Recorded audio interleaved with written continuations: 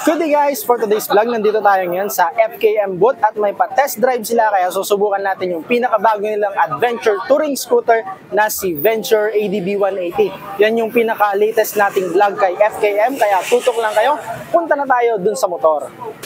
Yes mga sir, all new Ficon Venture ADV 180 ang ating for test drive.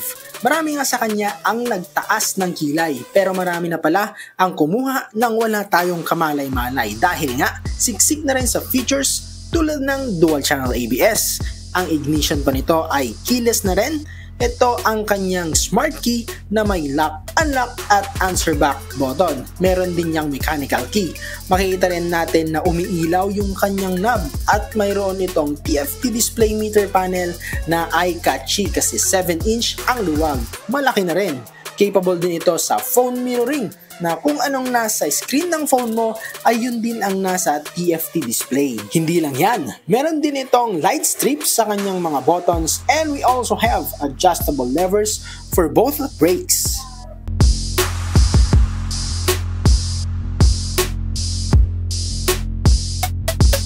Pagka-start ay super tahimik at ito ay one-click start.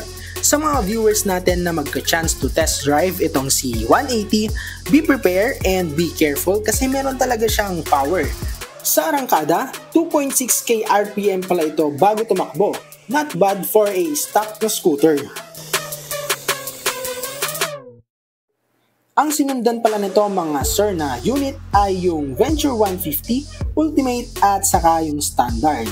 Balita ko nga ay parang may sapi daw yung unit na yon kasi malakas. How much more itong 180cc? Tapos sa price versus sa Ultimate ay 2k lang ang lamang. May introductory price kasi itong si ADV 180 na 168,000 pesos. Pero sobrang lamang itong si 180. Sa cc pa lang ay lamang na lamang na.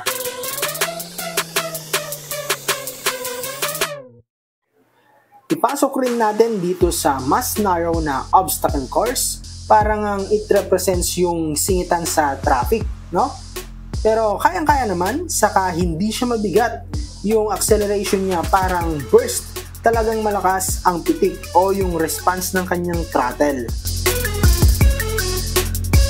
May 3 available colors pala ito mga sir. White, gray, saka black.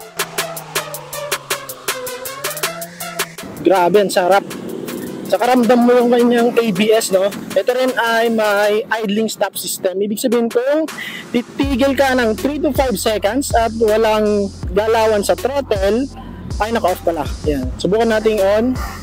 Naka-on yung kanyang idling stop system. Dapat mamamatay yung makina niya within 5 seconds. Sa pagsakay ko rito ay napansin ko nga ang kanyang footrest. Mas maluwang ito at dahil nga pang adventure touring ay may 2 option tayo sa position ng ating paa. May standard at meron ding cruising. Sa pag-try natin sa obstacle course ay napansin ko rin na maganda yung kanyang turning radius.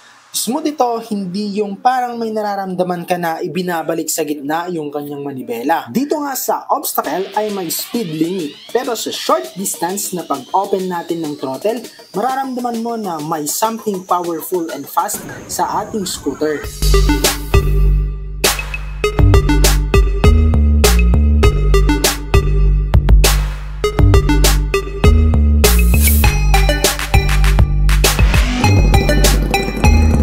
Okay siya.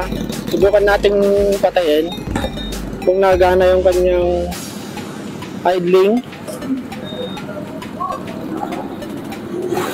na naka-hazard. Ayun, namatay yung ating engine. Tapos i-rev mo lang siya ng konti.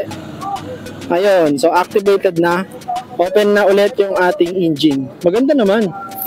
For 180cc. Ang lakas niya. Grabe. Sobrang lakas niya, ang ganda. Ganda ng response. Konting upgrade lang siguro to sa kanyang CVT. Ayan, mas may ibubuga pa siya. Isa pa sa nagustuhan ko sa scooter na to ay yung ating ergonomics. Maganda, fit na fit yung height natin na 5'6" para sa motor na to, at sa tingin ko yung mas matangkad pa sa atin ay okay pa rin kasi mukhang malaki pa sa atin tong scooter kung tayo yung nakasakay. Mapapansin din natin sa video yung kanyang TFT display ay very visible pa rin, yung kanyang mga fonts and numbers kahit na under the sun, and much more sa physical or yung actual na nakikita natin. Pwede rin to sa baha kasi napakataas nung kanyang footboard or yung ating footrest from the ground. Sa atin namang engine, meron tong single overhead cam at malakas na rin to kasi naka 4 valve na to, liquid cooled, fuel injected at saka 180cc. Ang kanya namang maximum horsepower mga sir is 13.6 kW at 8,500 RPM. Sa kanya namang torque ay napakalakas, meron tong 17.2 Nm at 6,500 RPM. Sa fuel capacity naman ay malayo na yung mararating mo bago ka mag-gas. Meron tong 10 liters fuel tank capacity at yung kanyang fuel consumption. Maganda rin yung kanyang reading, 45 kilometers per liter. Medyo matipid na rin for a 180cc na scooter.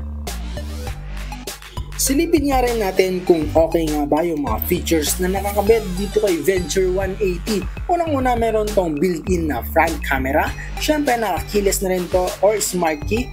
Naka-push button na rin to for fuel and seat. Meron din tong dual ABS, saka equip na rin to ng traction control system. Super spacious na rin yung kanyang underseat compartment compared dun sa mga naka-wire spoke na adventure touring din na nasa market. Super elegant yung kanyang wire spoke wheels. Meron din tong built-in na grab bar na box na lang ang bibilhin. Plug and play na rin siya. Meron din tong dual gas charge absorber dun sa kanyang rear. At syempre kung nasa long ride ka, meron na rin tong USB type na charging port. Sa mga viewers po natin na interested kay Ficon ADV 180 ay paki-PM na lang po ako sa ating Facebook page, Easy Ride Journey. Mga ma'am sir, kumusta naman sa inyo si ADV 180? Ang inyo pong nasa isipan, pa-comment naman po sa comment section below. At kung kayo po ay napadaan sa ating YouTube channel, do not forget to like, share, and subscribe para po ma-notify kayo sa mga i-upload pa natin in the future. Please support me na rin po sa ating TikTok and Facebook na yung link po ay nasa description sa baba. At hanggang dito na lang, ride safe!